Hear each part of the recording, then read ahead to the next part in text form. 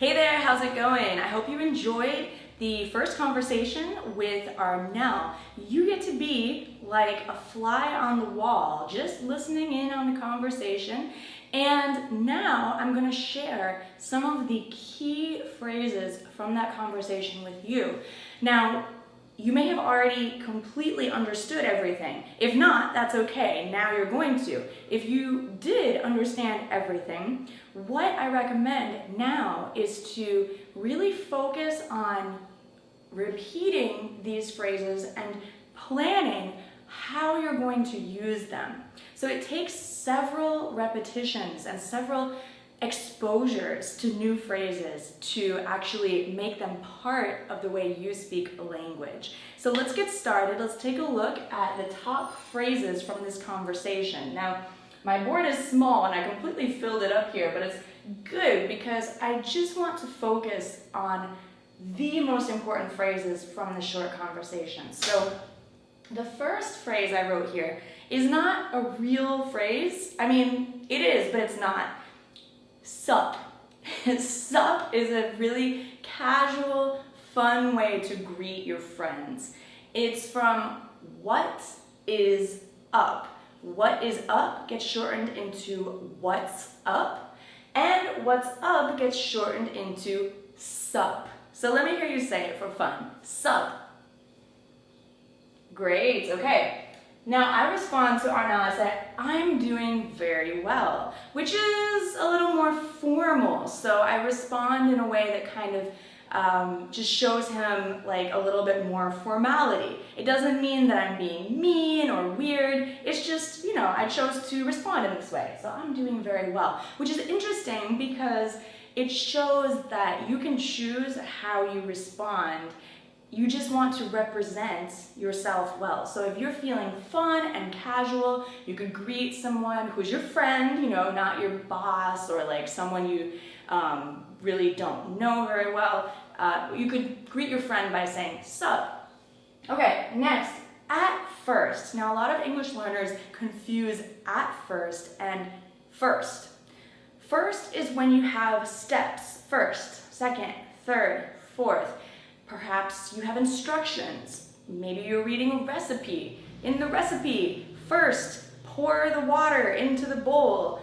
Second, crack open some eggs and stir the eggs together. I don't know, what are we making? What should we make? I don't know. But anyway, back to at first. At first is when you're describing a situation, and at first you thought one way, or you behaved one way in the situation, and then, but then, something changed. Here, something changed, and after, everything's totally different.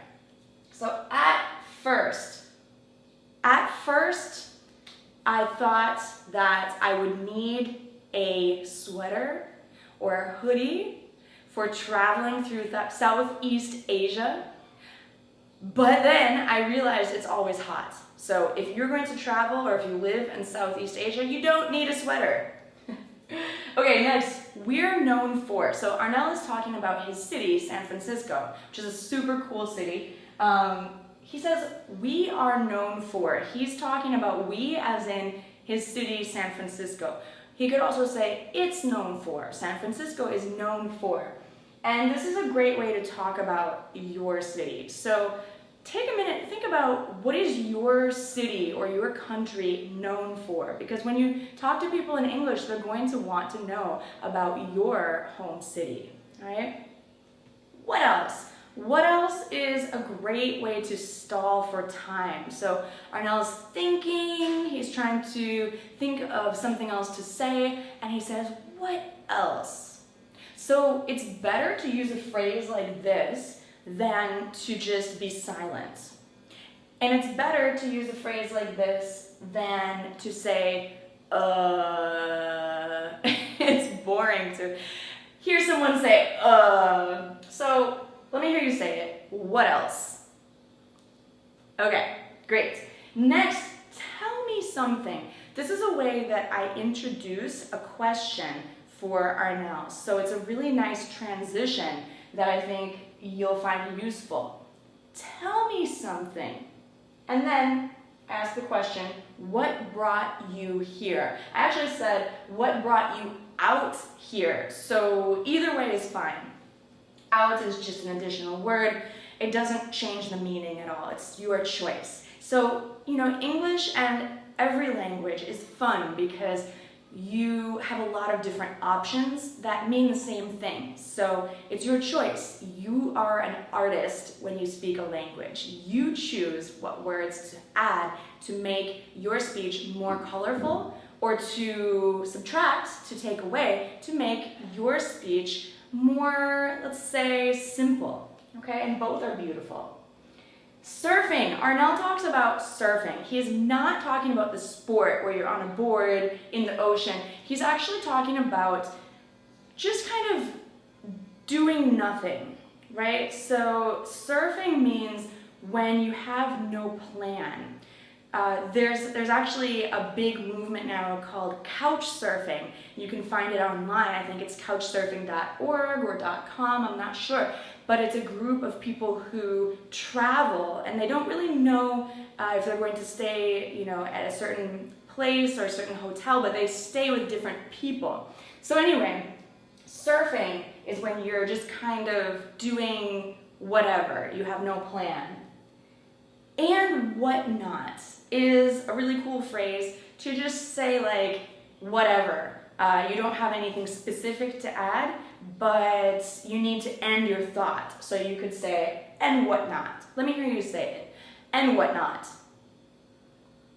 Sounds good. Okay, last, something sounds better than something else. So Arniel and I were talking about how the city governments gave more money to jails than to education, which is kind of sad, but I said teaching English sounds better than jail, which is kind of tongue-in-cheek, meaning it's a little funny, a little ironic. Of course, teaching English is better than jail.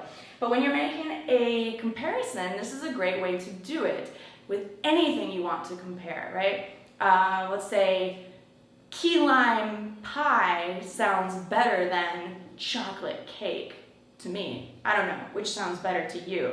Alright, so I hope that these phrases are helpful for me. I think they really are. I use these phrases all the time in real conversation. This is not what you're going to learn in a textbook or in a traditional English classroom. Again, I encourage you not only to watch these videos once, twice, several times, but repeat the phrases. You can pause the video if I'm going too quickly. I know sometimes I don't give you a lot of time to repeat after me. That's because, I don't want to leave a lot of time, and for some people they might feel a little bored. So you can pause the video, repeat, and then continue. I want you to plan a conversation in your mind where you could use these phrases. Repeat them in your mind, repeat the phrases out loud, repeat them to a friend. Try out your conversation that you've planned in your mind. Maybe you could write down a conversation. The important thing is that you need to use these phrases. You have to repeat them and expose yourself to them several times so that they become part of your English language toolbox. So they're there, easily accessible, easy to use when you need them, okay? So I need you to take action. I need you to follow up on what I'm showing you in these videos. So I know you can do it. You are an awesome, motivated learner, and you've got what it takes to be fluent and confident in English. So let's do it together. I'm really excited to get into Pack 2 with you and with my friend Arniel, our special guest. So I'll see you in the second conversation. All right, bye for now.